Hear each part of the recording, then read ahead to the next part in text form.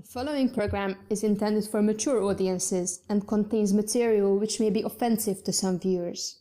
Viewer discretion is advised.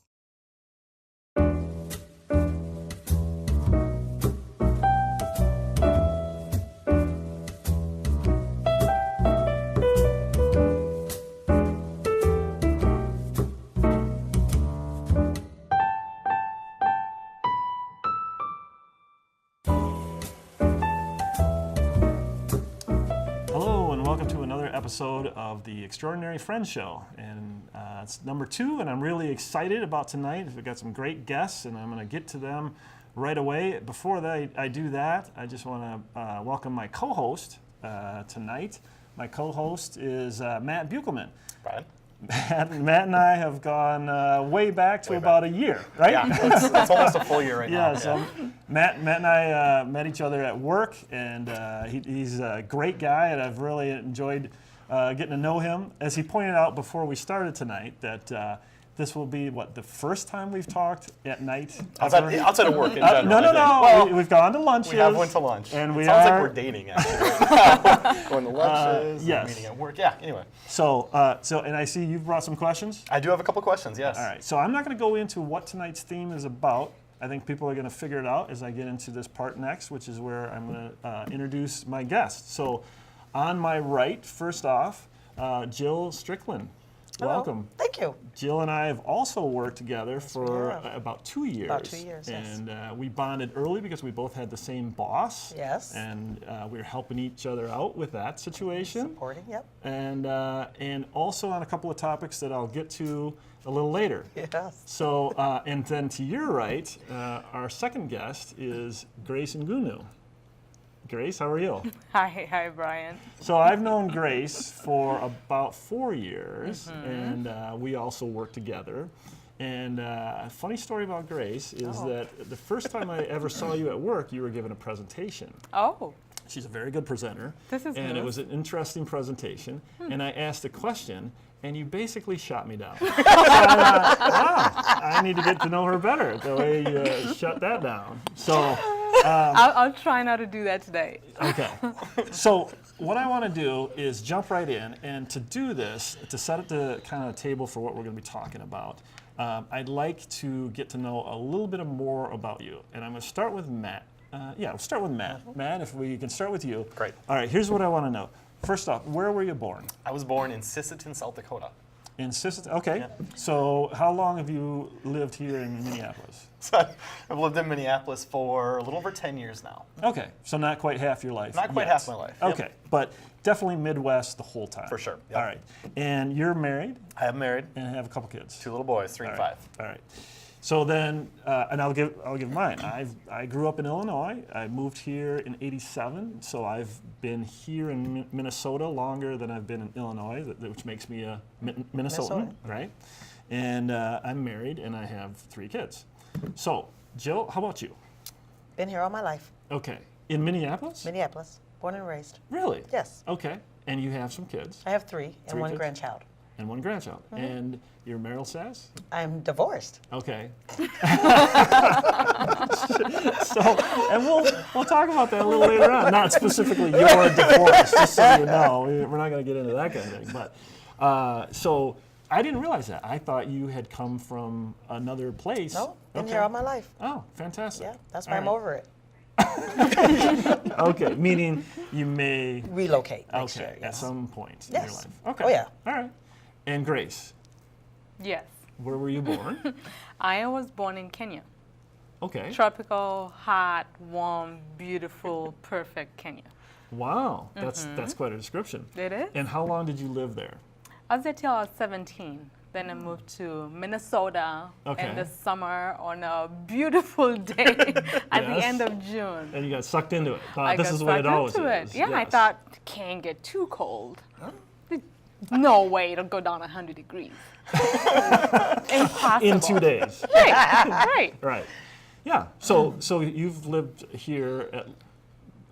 This is awkward because now I have to get some portion of your life. Yes. As we say. So maybe half your life. At least half my life. Okay. All right. Yes. Great. Okay, so for the people, so obviously this is being shown on public access, and it's also, people see it on YouTube, but it's also going to be a podcast. So people are listening, and they don't necessarily know from our voices. Obviously, I think they've gathered that there are two guys, me and Matt, and two women. What they may not know is that they can't see you, so they don't know what else might be unique about you, right? So, and this is the thing, this is a serious thing, because I was informed I was doing it wrong, right? Which was, when I was growing up, I was told that the correct race of you two was, that sounded worse than much, was black, right? And then it changed to African American, and now I've heard it's changed back. And so an honest question is, you know, when you talk about your race, and what do you want people to call you? I'm black. Okay, so I'm you're just- black. yeah. You're not. It doesn't make a difference to me. Right. African American. I mean, that's on the paper of applications, whatever. Oh, it But is? I'm black. Okay. Yeah. Okay. And what about See, you, I've Grace? started using the term brown. What? Really? Fist bump for the that? people listening. Because brown is really closer to my skin tone. Sure. Our skin tone. Our skin tone. Yes. Right. Jill and I. So I've started to use the term brown to describe the color of my skin. Okay. So and that's what you, so if people asked what race you are, you would say, I'm brown? No, the common definition is black. Right. Okay. But if you so were that- describing, if and I this was is where I'm talking confused. about And brown this is where people, it gets confusing, because Minnesota is very much a mixing pot of both blacks who've lived in America their whole lives and multiple generations, and a lot of immigrants from Africa, different places like Somalia. I understand is one of the biggest places in America for Somalians to migrate to. Yeah, yeah. So then, are they African Americans or are they black? Do you They'd think? be considered black, because African American would describe someone who was born in America but is of the African origin. Right. Okay. That's how I would term it, Yeah. right? Yep. See, it's interesting that you're kind of checking with Jill because you're not even sure yourself, right? No, because that's not I'm not African American. I'm African. So you feel oh, okay, all right. So I wouldn't go with the term African American, because that would not be accurate. But even though you've lived here more than half your life, we'll Yeah. say, for Yeah. argument's sake, Yeah, you're still African. absolutely. Oh, okay. What do you think about that, Matt? It's interesting to hear even just the debate internally in terms Right. of just how do you get it clear. And I know the question you asked was one I was definitely contemplating too coming in, just what the right way to address it was, and certainly of interest. So.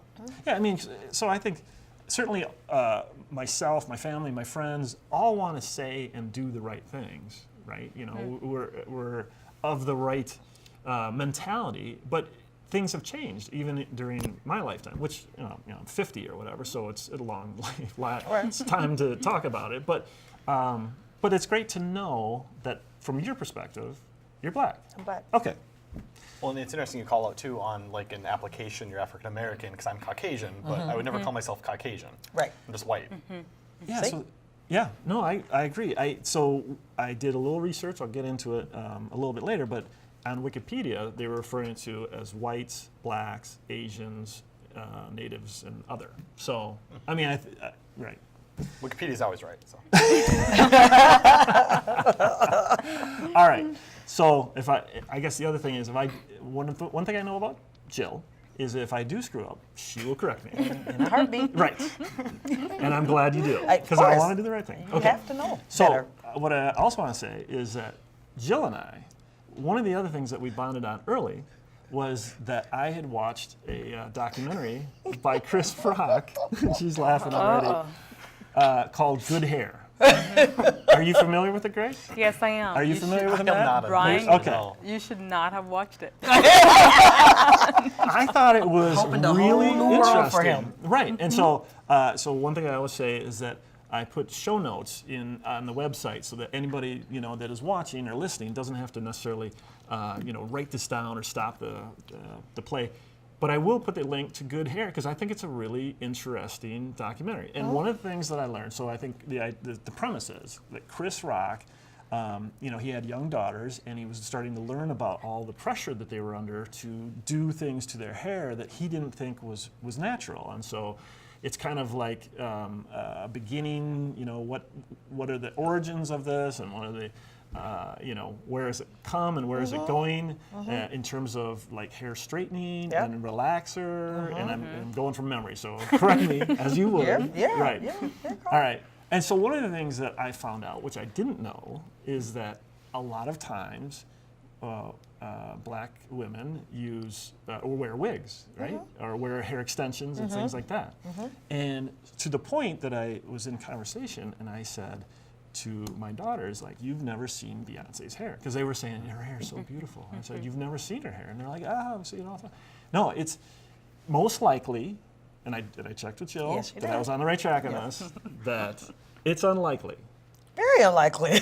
that we're seeing her hair, right? Maybe every once in a while, but not even when she's performing or anything like that. But no, she with lace fronts. Lace fronts? Yes, lace front wigs. Most expensive wigs you can find out there. Oh, okay. Because a lace front it makes it looks like it's coming from your scalp.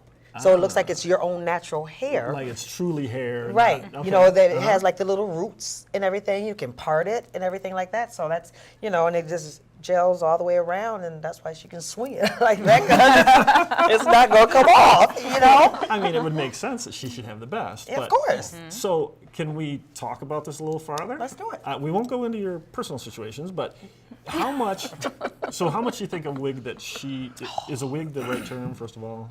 Or a hair? Yeah. Okay, so how much do you think a wig would cost her, like one? And she'd have many, right? Yeah, I'd say at least because of what she's needed to do and the sweating and the performing. Right. And then it needs to breathe through the lace. She's gonna pay $1,800 more, $5,000. $5,000. Yeah. Okay. I would say. Because that helps it look more natural, or closer to natural. Yeah. Okay. All right. And move and flex. I mean, and you got to remember Similar the hair what is hair not would. synthetic. It's real human hair. It's real. Right. Okay. So it can be colored, it can be curled, it can be perm, So she's not just buying just any, I mean, you're thinking about you're sweating on stage, and sweat can loosen up glue, or whatever else there is, so you don't need a pocket in your lace front. So she's paying for all of that not to be able to do that. Wow. So There's a lot going on. Yeah, there's a lot. So sorry. Go ahead. No, how long does that last? How long? Like a $5,000 investment? How long? Oh, she can make it last because she can. The good thing about it is that she can take it off, wash it, condition it, change the color of it, and put it back on. Okay. And real hair like that can last you at least a year to almost 2 years. And I'm sure she has so many that they last forever. For I'm her. guessing she probably doesn't do any of that work herself. No, we're not talking about. She does do her own makeup. She does. She does do her own I didn't makeup know when that. she performs. This is know quickly that. turning into Beyonce, I've learned a lot. which I didn't know. But so yeah, I won't say you or Grace or Jill, but friends of yours are also probably using wigs and is a part of their. I have a wig on. Okay. I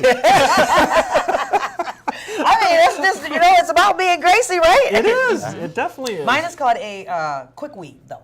A quick weave. A quick weave. So it's like a wig. Yeah. I just can't take it off. Okay. But when I go to her Friday, Yeah. and it won't be that long. To Charisma's the Creations. That's who does Shout my out to hair. Charisma's Charisma Creations. does Okay. my hair. Yep.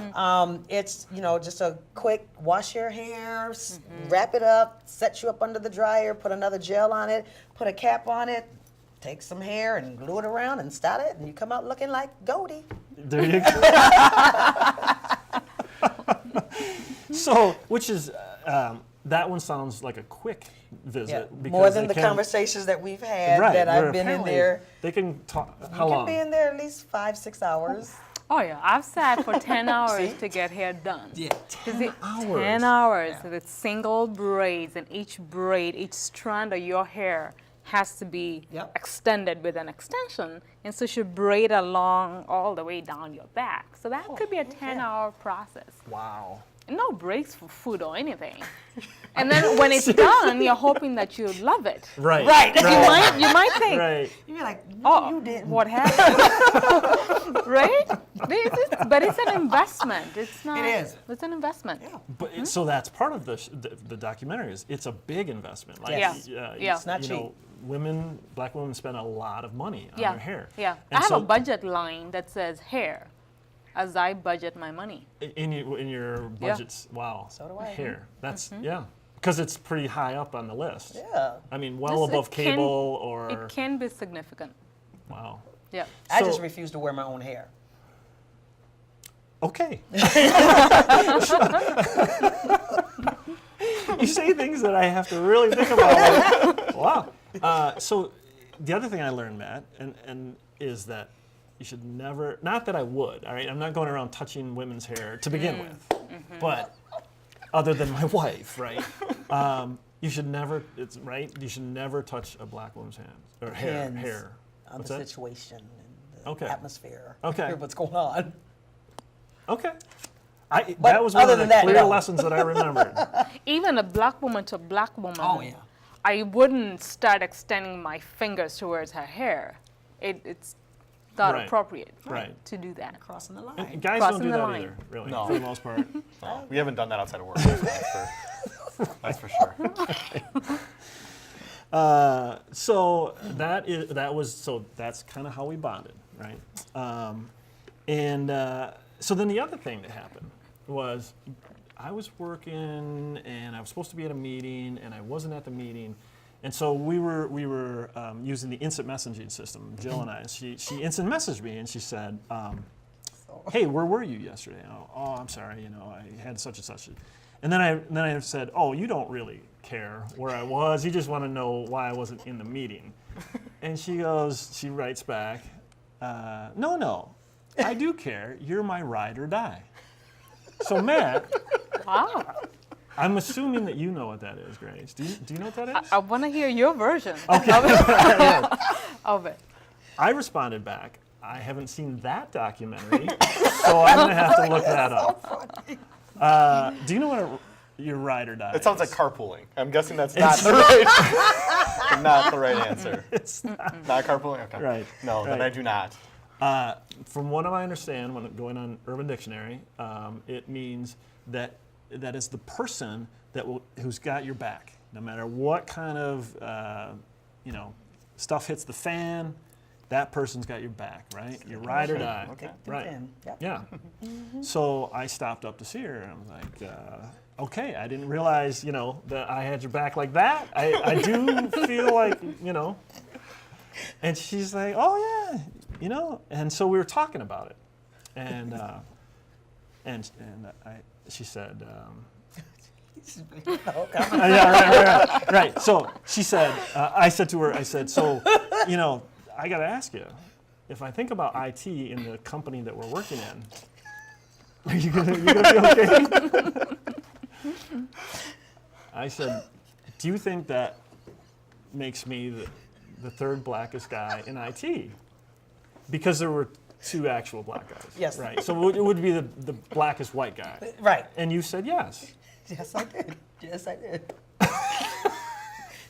And then when they both left, he became number one. Wow. Not bad, huh? Not bad. Are you still So- holding it down? I don't think so. I really, I know Andy Right. wanted your spot. Right. Did he take it's it? a coveted spot. Or Yes. is it because once I left, the only piece of color up in there a little bit, once I See- left, Yes. did all the flavor go away? A lot of it. Absolutely. Oh, Yes. that's not good. No, it's not. It's not. You left the company that we worked at. You have and to it's- always bring salt or some type of seasoning at To all the table. times. You can't be bland. Right. I will try not to. I'm gonna have to But stay on. So here's the confession I'll make, which is what I realized as I was having a conversation with you Again. and thinking about having you on the show and stuff, is that the confession I'll make is that you and Grace are the only black people that I have in my close circle. And that's not a function of discrimination or anything like that. It's a function of, you know, I live in the suburbs, I work in a suburb, and we work at a company that has very few black people in the company at all, you know, and it's not like, you know, we can go stalk them when we see them in the cafeteria, like, hey, I'd like to be your friend because I like to up my, you know, number of friends. You know, so it just is I don't want to put you on the spot, Matt, but, you know, do you see where I'm coming from? Certainly, yeah. Especially, I think, living in the suburbs and being distant from that at times, there's definitely not as much diversity, for sure, in some areas. Yeah. I do have a couple friends who are black that I see outside of work. So I'm going to keep hitting on that one, but not nearly as many. Yeah. Well, and that is the interesting thing, I think, from my perspective, is that on the converse side of that, you work in this company that is, you know, when I looked at the statistics, I think it's, it's like 8%. No, sorry. In the Twin Cities, it's 5% black. And that includes, That's lower than I thought. Yeah. Right. Scary low. So, and I would say it's within the company we worked at, it's even lower still, Oh, yeah. right? Definitely. So, just kind of curiosity, what's that like to, you know, have you worked at other companies where it's been either predominantly women or predominantly blacks? I've always worked in places where there's more white people than black. Really? Without a doubt. Okay. In Minnesota. Like, Right. I agree. and so you're just, are you just used to it, or is it, what is it like? Oof. That's probably a heavier You question. really went from here to what's it like to be black in the workplace. We covered it all, but it is. It's awkward, uncomfortable sometimes. Yeah. You are in a department meeting and you've got 105 people, 3 are black. Yeah. You know, and you're like, wow. You know, and I mean, it's already, you know, it's not, I don't know if you blame the company or do you blame our people, you know, for not pushing and educating themselves to apply for jobs. You know, it could go back and forth. Yeah. You know, because I mean, our musician at my church, he's an IT person. You know, and I've told him about the company. Yeah, right. You know, and he's like, oh, that's just too far out. So I don't know if it's location, Okay. Yeah. transportation, you know, or we just don't have the skills. But, you know, when you're in situations like that, I think, you know, what do they think about me? You know, how are they looking at me? But I carry myself very professionally. Yes. You know, so I don't care what you see on the outside. You know, although it's beautiful. You know, my insights and my skills, you know, will outweigh that in a minute. You know, but so it's uncomfortable sometimes for me. I say I feel always conscious of it. Yeah. And I You do. feel that I stand out. Yes. Oh yeah, definitely. Because I'll be memorable because I'm different. I look different other in a sense. So someone will remember that black girl or describe Right. that black girl versus That's sometimes awkward. just blending. You know what I'm talking about? Oh no, I don't. That black girl. Oh, her. Right. Okay, so which is Or which one? The one with the blonde or the curly hair? right. And often people at work have but so let me confused just Jill and I clarify. because well, if it's not that black girl, it must be the other one. Yeah, So people but would call if they're looking me at us from Jill. the back, they should know it's not me. Right. And when we have different statures, right? so We look. I wouldn't say we resemble. Right. What we have in common is that we are both women of color. Right. Right. But so here's the thing, though. I mean, if let's say, for instance, I was 7 feet tall, right, and you were going to describe, did you talk to Brian? Who's Brian? You know, he's that guy. Well, what guy? Well, he's, and you didn't want to say you would. You say he's a 7 foot guy. Well, like, Right. I can narrow it down instantly to who Right. that is. Right. So Right. I mean, I don't think it's a race thing No, it's to not. say that you're the black person. No, or it is descriptive. Yeah. Yeah. Right. That's Yeah. all. Yeah. That's it. Well, so here's what I will confess to, which is it's not uncomfortable, but things happen that make you feel uncomfortable. And here's an example. So you guys know Robin, right? She's also in IT for the Last people one. on and listening. What? Nothing. Anyway, she was walking towards me one day, and I called her Grace. And right. So, but it wasn't a function of anything other than I just used the wrong name. I mean, Right. I call white people by the wrong name too. But immediately I felt super guilty. And you like, should have. Yeah. I should have. Yes, absolutely. But it was an honest mistake. However, And the point was, I felt bad because I'm thinking to myself, she thinks that I think all black women look the same, Precisely. right? And that's not at all what it was. You know, I mean, I called Matt other names. I just, you know, I call my kids by other names. Like everybody does that, right? But I should feel guilty. You're saying? you should feel guilty. Because in this situation, there's so few black women. And I think that's what would make you feel guilty, Okay. because it's the assumption that that few number of people, then it must be Grace or it must be Jill, because there's so few of them. Then you'd feel guilty because it means you either don't distinguish the person as an individual, you Right. distinguish them first by their race over who they really are as individuals. So would I, if I have a propensity to make that mistake, should I just not use names and just go, yo? Right? You should be aware of it, and that's why we're having this Well, conversation. absolutely. increase so your I mean, I am aware of it. awareness, That's, yes. I didn't have the conversation with Robin and say, hey, just so you know, it was an honest mistake. I wasn't trying to lump all black women into one category, you Right. know? So, all right, but I am conscious of it. You know, and I think to your point, that's where I was talking about. It's Yes. so at our company, we also have a lot of Indians. And, you know, they come from India and they are also a minority in the company in terms of the number of people. And I see that one of the things they do is they rely on each other a Yeah. lot. Now, for them, language is a much bigger issue. All right? Right. So they, you know, English is obviously their second language. But in the same kind of thing, I feel bad when I screw up their names, not just because of the pronunciation and things like that. So, well, this is the whole reason we're doing this, because I want to learn all this stuff, right? I'm intrigued if you notice any differences between generations, younger people versus older people. Yeah. in our Yeah, just in terms of, business, especially like at work and how you get treated, do you notice differences in generations in terms of just accepting or acknowledgement or how it gets treated? Yeah. I mean, you would expect that younger generations would be not, or would, I don't know, maybe it's the other way around, maybe older generations wouldn't be as accepting of it potentially, or call it out even more frequently. I was wondering if you've noticed that or what not. do you mean as far as being? Like in terms of like calling you the black woman that's at work or something like that. I think, I know my kids' generation, my daughter, my son, they'll pop off. Okay. You know, I think we're at a mature stage where we've been through it.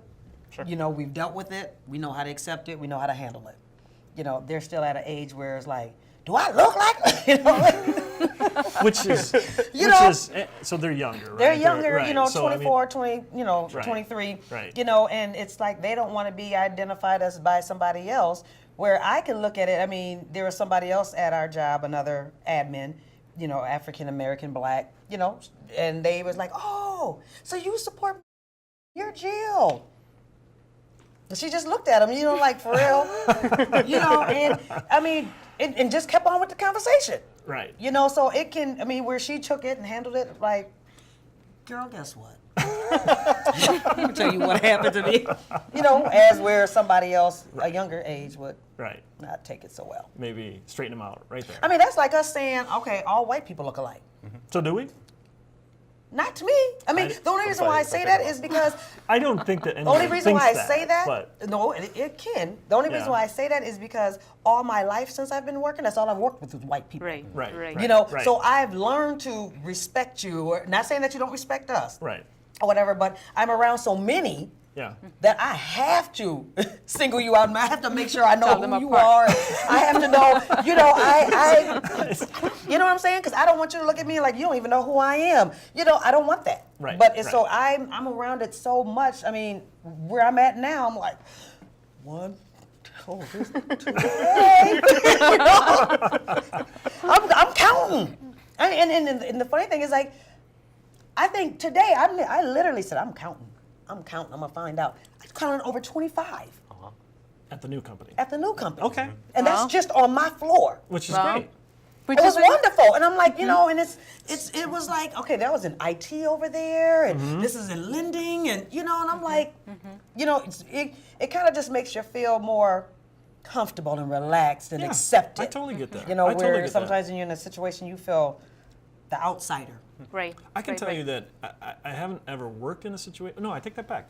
I worked at Target for a short time as a contractor, and I worked on the merchandising floor. So it was predominantly women. I mean, it had to be. Well, you worked at Target for a period of time too, right? So it must have been 85 or 90% women, and I felt very, you know, certainly they were respectful of me. I was respectful of them. But I also felt like I couldn't talk to really any of them. Not so much because, you know, there was a big difference. It's just general things that you like, you know, that you want to talk about. Grace, you're smirking. Why are you smirking? I'm smirking because in my situation, being in IT, I've been in a team of men most of my career. Yes, Often IT is as even the- worse than other. Worse so, right? Even as the so as the only woman in a team of over 10 years, right? So you find things to talk about because you don't really have a choice. So you find things that you are in common, and there are really very few things that you won't have in common. Honestly, you'll find conversations to have about all kinds of things. Family, events. Right. Right. All sorts of things. Yep. Sports, cars. Right. Yeah. Right. Those two women do talk about. Yeah. No, I wasn't. Yeah. I don't talk about sports, so that's not on my list. I have to fake that generally. But no. But I can imagine that is so. One thing I wonder is, do you ever try to seek out companies that are predominantly black or predominantly of color? I mean, is there even a way to do it that way? There are companies that are better about appreciating diversity and appreciating people who are different from the majority. Because the majority has privilege, in a sense. Majority has, you have people who look like you're just used to that situation. You don't know that you look different. They have privilege. So companies that specifically make a point of equalizing is almost too strong a word, but incorporating people of different cultures, I think, make the environment a lot richer. So have I had an opportunity to do that? A few times in my career. Have I been successful? Not so much. Not so much. Okay. But is it something that stands out about the companies? Absolutely. Okay. Yeah. So I'll just ask it. What is the hardest thing about being a black woman in America? I mean, top things. Is it different for being? Do you think for being a black woman versus a black man? Is it different for being African versus, or I should say, coming from Africa versus living your whole life here? I've stumped them. No, I mean, because there's a difference of being a black woman and a black man. There's a big difference, huge difference. One thing with being a black woman, and I'm just speaking from the training that my mom has given me. Okay. Work hard, depend on yourself. It's okay to have a husband and depend on him, but if something was to happen, you have to have your plan B. Okay. You know, have your plan C. We as women, especially if we have children, we're a lioness to them. You know, they're our cubs, and we're gonna go and fight for them. You know, I'm gonna go to the wits' ends. I've told my kids many times. I don't even be saying this on TV, but I've told them. I said, if I have to hustle and do some things, I will do that to make sure that they have a roof over their head. Sure. Now, all black men won't do that. All white women won't do that. You know what I'm saying? There's just a different, I think, a breed, type of beast. There's a different type of go-getter beast in a black woman sometimes. You know, that it don't make it, where we hold on to God's unchanging hand. You know, we really believe in the word. We stand on his word. We don't move until he tells us to move. You know, he'll make a way out of no way. We rely on that, you know, but at the end of the day, we coming through. So I want to come back to what you just said, but you told a story one time about your high school, right? And did you change high schools and you met some people? Wow, Brian. Really? Wow. Is that a story that we can't tell here? Or? I left high school because it closed down. Right. We got bused to either one school across from 55 Austin Highway or on the other side. And I went on the other side, and it was majority whites there. And So it had not been at your previous school?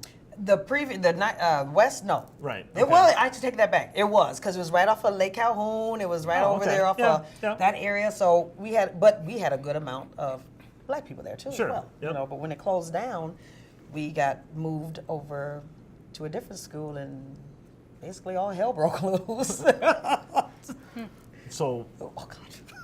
okay, you don't have to tell a story. This is what happens to the ride or die. Right.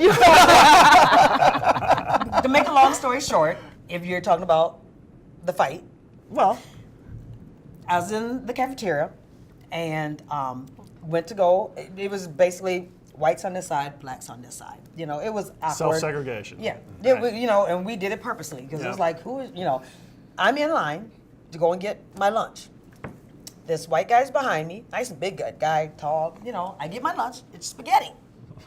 And, you know, I pay for it and I immediately turn around and my plate went all over his chest.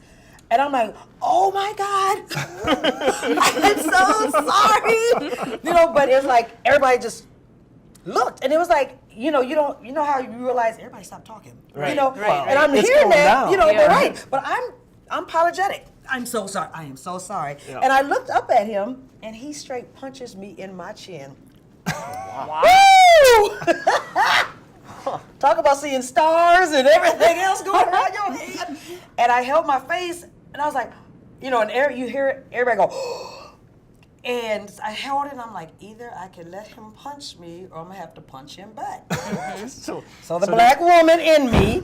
I just want to check with you. Yes. Did you check with the man upstairs at that point? in No, I time? didn't. No, okay. No, I didn't. I didn't because you No, said it that. was all Okay. self. At Okay. that point, so you're talking about high school. Okay. I wasn't a grown woman There at you that go. time. I got it. I got it. That's the nuance. And I knew if I didn't hit him, he was gonna get jumped. I knew that anyway. Interesting. I knew that, so it was like, okay, I can't let everybody get suspended because of me, so I gotta get suspended with everybody else. So I threw another punch, and it went down after that. But there's But the good thing after Exactly. it is that after a year and everything went settled down, he became my best friend. yeah. Wow. Yeah. To this very day, we still talk. Yes. Really? He became my best friend, and he Right. protected me from then on. Yeah. You stood up to him. I you stood showed up to him. You're not. And he protected me after that. Yeah. You know. I love that story. He always I think asks it's a me, great "Do you story. remember when I punched you in your jaw? Do you remember when I punched you?" So back to the question you asked Yes. Brian about what's the hardest thing about being an African, and I'll focus on the African part because Yeah. I'm already black. I'm already living in this culture which is predominantly white. So being African, right away, as soon as I speak, then someone identifies something additional Right. that I have an accent. Right. So it becomes an additional additional outsider part about me that they distinguish right away. Often someone will ask, your English is so good, where did you learn that? I don't want to say yours is so good too. You know, Where I did think you I might learn have asked you that question because I recognize that you probably weren't born in America, right? Right, but that brings out the, I'd say ignorance of the person asking the question, See, which means they're not either informed or their assumptions run so deep that it means they have no clue. Only in America you're born and speak English. So Well, question then. So I spend a lot of time in India, and I've worked with a lot of people from India, and I've spent a lot of different places. So when I talk to someone from India, I ask them a lot where they're from, and I know that can open a door of, well, I've grown up in the United States, I'm a U.S. citizen, but a lot of them came from India at least a generation back or recently, and they like to talk about it, and it's fun if I've maybe been to their city and we can talk about that. So, you know, I'd love to know how do you open that door? Because, you know, I've never been to Kenya. If I did, I'd love to talk to you about it. So how So would you you say, open tell that me door? about Kenya. How did you grow up? How was school? But if I think didn't know you were from Kenya, so Right, like how? See what he's right, saying? It's like right, he right, right. recognizes that because of your voice, your accent, Right. that you probably aren't a Minnesotan born and bred. Right, right, So right. then, it sounds like to ask where you grew up, you take I that think as no. yeah. To ask where did you learn English, or how is it that your English is so good? I see. That okay. I take offense to. Okay. I get it so often now that it doesn't stick. Right, right. But But that's an The- interesting nuance because Yeah. I think the intent would be the same, which is where did you grow up? right, but it's it really phrased isn't. as- really? It really isn't, because to me it says that this person is considering you lesser than, in a sense. Or how could you have come about this wonderful language of English, right? Yeah, so that's an interesting thing, I think. I think because, like all of us, I think we all project our own insecurities on other people, right? Because I know for a fact that Jarwin, who we work with, she's got an accent, right? And so I've asked her, I'm pretty sure I didn't ask her where she learned English. I asked her where she grew up. Right, right. And That's that's a good all my question. interest is. Yeah, yeah. And I think that even if I had said, where did you learn English, I wouldn't mean it as anything other than you're probably not from Minnesota. Where did you learn it? But you're saying that if you ask it from that perspective, it can be taken Yeah, offensively. but I also think, like Matt is saying, there are other points of connection versus points of alienation. So when you ask questions that are divisive, it makes the person more other, more alienated, more of an outsider. And yet you have many other points. It's almost Right. lazy in a sense to go for the default, where you're from, Right, yeah. about your English or whatever. And it Sure. takes a bit more work to really get to know the person Yep. using different connections. And I'm guilty of that as well. I'll admit to that. I'm guilty of that as In well. what way? In saying, in Kenya, for example, we have a lot of dialects, 40 plus dialects. So Oh, if I really? meet a Kenyan, I want to know what dialect are they. That's one of the first So you can questions tell that where they're from. Right, so I can Okay. label them, I can kind of put them in that category based on their dialect. Right. Well, so let me ask you this: if Jill had asked you where you learned English, would it be different?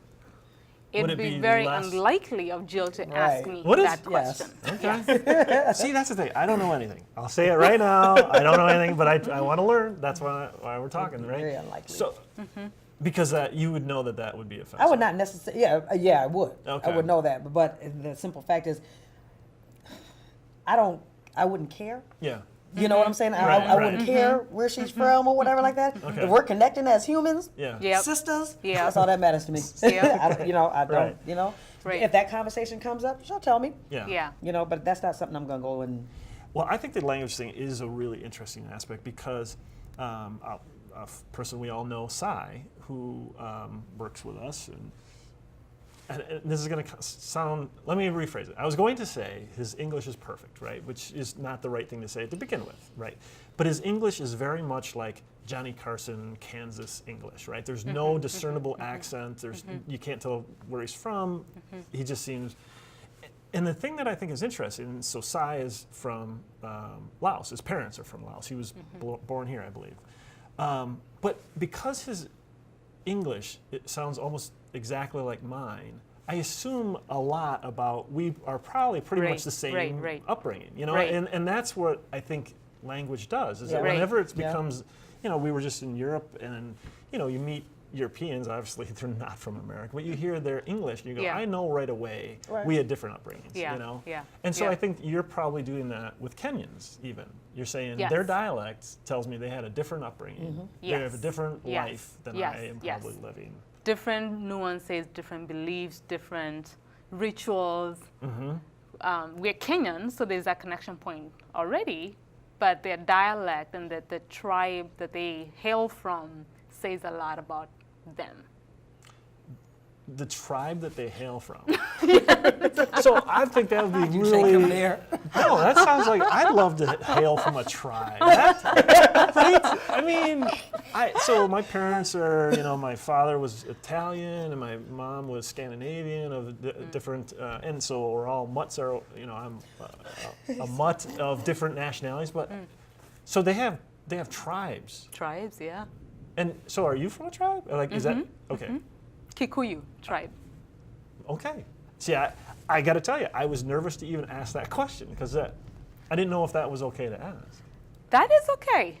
Were you nervous for me at that moment? Well, you handled things quite well, but it is tough. It's I think from our standpoint too, we don't want to upset anyone. We want to understand. We want to learn about you. Yeah. But we don't want to ask a question that's offensive. And I mean, to your point, we don't necessarily know what that line might be at times. Right. Well, that's like me. I could ask you guys and say, okay, so why do you tan so easily and you don't? You know what I'm saying? Right. What's your tribe? Yeah. Or where you're from. Oh, sure. You know what I'm saying? Right. So that's just kind of the same. We got the same color. We brown. Hey, knuckles. And we do our hair. Sometimes it's the same, sometimes not the same, but we're different. Sure. Yeah. So let's talk about that a little bit because I think that from outsiders' perspective, if you were both sitting here and the volume is off and we can't hear your voices. We would think you're both black, right? But there's definitely a difference, and is that? Do you guys feel that difference? Like, No. is there? You don't? I'd say this is Grace. Right. Right. I feel the difference. Yeah, I just want to go back on that for a second. I don't expect you to be speaking for all black No, women. no. We only speak for us two. Yeah. So I know your perspective is obviously different. But go ahead. So this is Grace. I'd say I feel different. Maybe rephrase that question, Brian. Do I feel different from Jill? Or are we more similar than we are different? I think we are more similar than we are different. But similar to the dialect, similar to the tribes in Kenya, Jill has their rituals, their traditions as an African American black woman. Okay. I'm black as well, but have different traditions. Okay. We'll have similar hair. I may go to Charisma Creations and she'll do my hair a certain way, right? I should go, right? And there we are similar. But what Jill eats and what I eat, different. Okay. Different taste. She might like a lot hot sauce, might like it hotter than I would. So we have things that are similar, but different as well. Right. We're you've got younger kids. Do they have interactions with African kids or? My youngest, her best friend is African. Okay. And she comes over all the time. Her name is Leah, and my daughter's kind of like me. I don't see color. I don't look where you're from. I'm looking at the person within. Sure. The unfortunate thing that when my son was in high school, there was fights all the time. Between blacks, African Americans, or Africans, or Somalians. It was just horrible. And it was, he would call, Mom, I'm getting into it. I'm like, oh, God. You get into it, you better get yourself out of it. But, I mean, what is the dislike? What is the hatred between all of that? I don't know. Yeah. I don't know because I was not raised that way. Sure. To look at color, and I believe that we are all made equally. So I don't know what it is. I mean, I can say one thing about Grace is that when I kind of had the first meeting where I participated in the first department meeting, I saw her. I was so happy. Well, because she didn't shut you down. But no, it was just because I felt like family. Yeah. My family. Great. Somebody of me Sure. is here. Yeah. Right. And so I felt good about that. And then after getting to know her, I've cried in front of Gracie. I've shared deep thoughts with her, and it's just like I said, I don't see nothing. So, I don't it doesn't bother me because she cares for Jill. Right. And that's like you. Brian, I call you my bro. And I tell you, you the whitest black guy I know. No. Well, the blackest white guy I know. And we talk about a lot of things. Sure. But I don't see your color. I just see somebody Who need a tan. Wow. I thought I was in this. And maybe a Jerry curl. So if That I would went be to, fun. what is it, Creative, Charisma Charisma Creations. would they do my hair? She would do your hair. She wouldn't give you a curl because they don't do that anymore. But we can tighten you up and do something. You know. Yeah, I'd say the same, Brian. Onto that, when I saw Jill, I thought, hallelujah, thank you, Jesus. Jill is here. It felt great. And I think I told her, you bring in so much flavor to this space. Yes. It just feels great. Warm, the love, nothing like it. Right. So I'm not trying to, muscle in on what you're saying. I totally understand that. There's an instant attraction from, gravitational attraction, right? Yes. But I would say you bring so much warmth and fun to the workplace to begin with that, I think everybody felt that way. was boring. And it's gone back to being oh my boring. God, if I don't do something about this. Man, we have Didn't Matt covered have a some lot more? and not nearly as much as I want. Did Matt have questions? The conversation's been great. My questions are in a different realm entirely, so I think we continue where we're at. Okay. Because I Yeah. got. So I didn't ask beforehand, but and maybe I should have. We did establish that you were divorced, but I understand you have you have a significant other, right? My God. Oh. I thought you did say that. I have Okay. a friend, yes. Okay. And Grace, are you? Because you are got a single, right? I am single. Yeah. So So here, as part of my research, I was looking at. So what I'm curious about, and it goes back to, when you were saying that you saw Grace, and you're like, oh my gosh, there's a kindred soul, right? Yep. So when you're you're divorced, or you were looking for a new, guy, right? I don't look for guys. Okay. I don't chase no man. Okay. All right. Of course. So let's take it from the male perspective. Okay.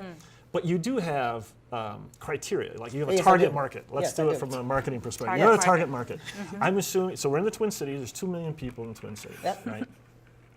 Of the ages between 25 and 60, and I didn't want to make any assumptions about what your target market range is for age, it's about 49%, so we're already down to 1 million. Then I guess if we want to take it based on married, I assume, right, that's another 50% off. So we're down to 500,000. And of that, 50% are men, right? So, obviously there's not perfect 50-50. Right. But we're down to 250,000 eligible people of a gender, right? So the reason I bring this up is I start thinking through, like, in the fact that there are so few blacks in, a lot of the workplaces you're in, it's got to be really hard to find people who are available, for dating or relationships. And you said 5%, so 5% of 250,000. Right. We're down to 13,000. First of all, I appreciate your research. Right. No, it's detail. and I'll put this up down to the on the numbers website here. so people can check my Yeah. numbers and give me crap Put that about in it. the But- show notes. Yeah, I'll be in the show notes. Yeah, no, that's what I'm saying. So, Grace, if you don't mind, I'm going to put you a little bit on the spot and say, so do you date primarily men of color? Yes. Okay, so that would put you in the 13,000 available men, and that's of a range of 25 to 60, which may be larger than your target market. I don't know. Yes. I don't know. Much, much larger. Right.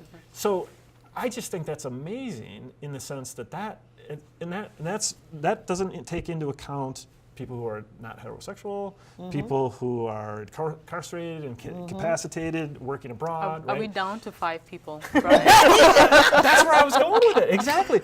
So I think religion is a key, right? Yes. So that would be part of it. So, and I Yeah. didn't take that. And the last thing is men that would actually put up with your crap, right? So I'm totally kidding. Put up with a And goddess. vice versa. Fine. And vice versa. Put up with a goddess that we are. Exactly. Yes. That can Empress. worship correctly. Right. Yes. Right. Empress. Yes. No. When it's one of those things. You see those things where you get down to, and there's 3 men out there that. But do you feel that way, or is it? the statistics don't match the real situation. And you're putting me on the spot here. No, and I don't mean to do that. What I believe is it just takes one. True. Right? Right. It could be 1 million, 100,000, doesn't matter. I don't need to be with 10 men. Right. It just takes one. So I also noticed when I was doing the research that so I was thinking, this doesn't even take into account like Kenyan. Right. So if that's one of your requirements, it's got to go down dramatically. Right. But I was also seeing that there's a lot of websites specifically to bring Kenyans together. You right? did? Yeah. Oh. Did a lot of research. Yeah. I did do a lot Google's going to be sending me the weirdest ads for the next 6 months, I think. But so I guess is it a bigger issue than I'm making it out to be, or is it a smaller issue than, I mean, and I'm not trying to put you on the spot, I'm just saying in general, is it hard for women of color to find men in the target market they're interested in? I'd hate to generalize it, honestly, Brian, because I think people will find a way to connect with whoever they're looking to connect with. That attraction, that pull. However, there are situations where you should attempt to go to where will be populated with the population that you are looking for. The target market you're looking for. Yes. Right. Okay. That's so great. if Jill invited me to her church, and let's say Brian, you invited me to your church, Okay. probably likely go to Jill's church. You don't know where I go to church. I have made assumptions. You have. Yes. Since this is your circle of people of color, Right. Yeah, good point. I Touche. did make assumptions. All right, we are down to the last 2 minutes of the show, and that's lightning round time, right? So, if you're ready, we're gonna play a little lightning round. All right. Okay. All right. So I should ask, do you have any questions for me or Matt before we jump? I into do that? have a question, All right, Brian. I've bring been it. very curious about Yeah. your hair. What is the I have seen your hair in different phases and different looks. Note to self. And I Do have not allow the guests to ask questions. I have preferences. My hair is so Going through. it's completely absurdly crazy. I had this dream a while back that I had gone bald, and I was like, holy crap! I never grew it long before I went bald. I woke up really depressed, and then I'm like, oh, okay. And then I noticed I was actually losing my hair at an alarming rate, right? And once Matt's doesn't have to worry about it, but guys my age, once you start losing your hair, you got to switch to the super short hair, right? Yeah. So I'm going to have the super short hair until it's all gone. And I got to go. I'm thinking, well, so now I'm doing locks of love. I'm going to go on locks. Although, if I got long enough, could I sell it? Don't do it. No market for it. All right. We are, okay, this is going to be a super quick question. Let's go right around the horn. First question. If you inherited, all right, so there's no guilt. If you inherited $10 million, what would be the first 3 things you would buy for yourself? I would buy a house for my mom. Okay. I would buy something in Kenya, a school for girls. Wow. A computer school for girls. Okay. That's what I would do. All right. And the third thing, just something for my family. Wow, she just made the bar a lot higher. Like, you can't think of yourself. You're like a nice car. What were you going to do? No, I would give a good portion to my church. Okay. I would also, that's kind of funny that you said that, I would open up a school, or not a school, but a housing for young adult women that, need to go back to school and everything like that. The rest, I'm going on a trip. Okay. Yeah. So, Matt. I'm a terrible person.